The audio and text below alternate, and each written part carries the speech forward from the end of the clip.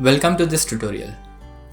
In this tutorial, I'm going to show you how to configure and create a Ubuntu server on VirtualBox.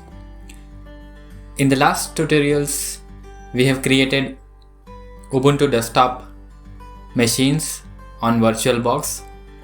In this tutorial, we will see how we can create Ubuntu server. So let's get started. I have opened Oracle VirtualBox Manager.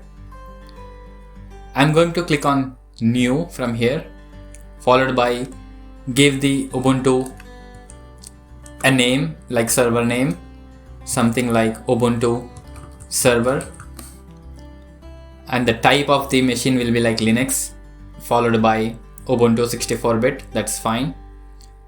Click on next. We need to give the RAM here. I'm going to give at least 2 GB. That's fine.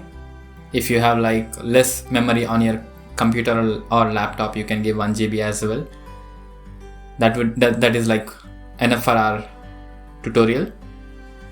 Click next. Now here the recommended size is 10 GB. So I'm going to give at least more than that. And type of hard disk we want, it's VDI. That's fine. Leave it as default. Click next. And storage on physical hard disk dynamically allocated. Click next. Here let's give 50 GB for our tutorial.